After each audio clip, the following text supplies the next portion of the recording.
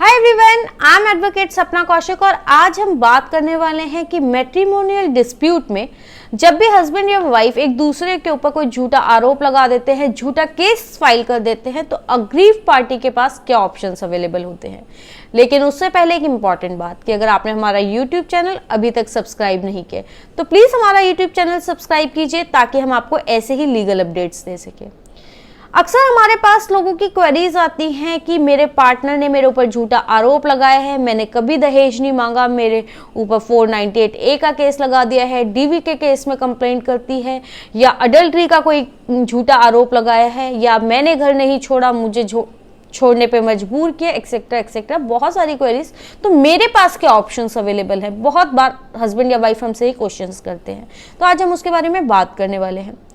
अगर कभी भी ऐसा होता है कि आपने घर नहीं छोड़ा, आपको जबरदस्ती छुड़वाया गया, या आपका पार्टनर घर छोड़कर चला गया है, तो आप अपने हस्बैंड या वाइफ दोनों में से कोई भी अगर घर छोड़कर चला जाता है, बिना किसी कारण के, बिना किसी रीजन के अगर घर छोड़कर चला जाता है, आपके साथ नहीं रहता, तो आप उनके against section 9 of Hindu marriage act 1955 के अंदर फैमिली कोर्ट में एक पिटीशन फाइल कर सकते हैं, जिसमें कहा जाता है कि अगर हस्बैंड या वाइफ दोनों में से कोई भी बिना किसी कारण के घर छोड़कर चला जाता है, तो अग्रीव पार्टी उनके against restitution of conjugal rights की पिटीशन फाइल कर सकती है, जिसमें कोर्ट से यह आदेश दूसरी पार्टी को दिया जाता है कि वो जाए और अपनी मैरिज यानी कि अपनी शादी की जो ड्यूटीज होती है, जो दाम्पत्य जीवन की दायित्व होते हैं, उनको पूरा करें, अपनी ड्यूटीज को फुलफिल करें।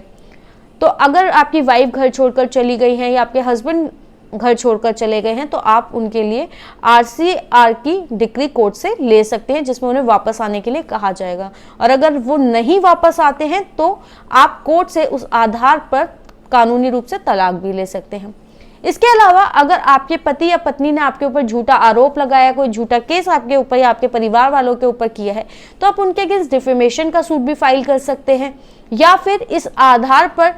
कि उन्होंने आपके ऊपर झूठा केस लगाया है, ये क्रुएलिटी के उसमें आता है, कैटेगरी में आता है, और इस आधार पर भी तलाक ले सकते हैं।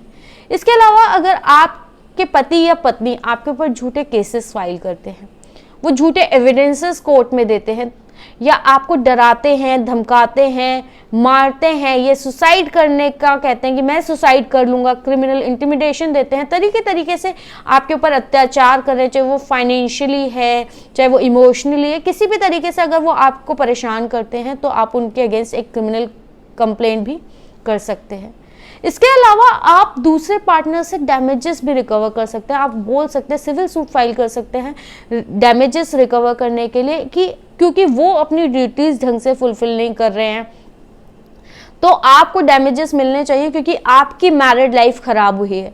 तो आप उनसे डैमेजेस भी मांग सकते हैं। इसके अलावा अगर वाइफ है तो सेक्शन 125 के अंदर भी मेंटेनेंस भी मांग सकती है, कि आप अपने हस्बैंड अगर आपको खर्चा नहीं देते हैं, आपके बच्चों को खर्चा नहीं देते हैं, तो आप उनसे मेंटेनेंस भी मांग सकते हैं। और हस्बैंड को भी, अगर हस्बैंड कुछ नहीं करते हैं, वो इनकैपेबल हैं कमाने में, और वाइफ अर्निंग है, तो वो अपनी वाइफ से भी मेंटेनेंस मांग सकते हैं। ये मेंटेनेंस की चीज जो होती है, अक्सर ऐसा सुनने में आता है कि हस्बैंड को ये लगता है कि अगर वो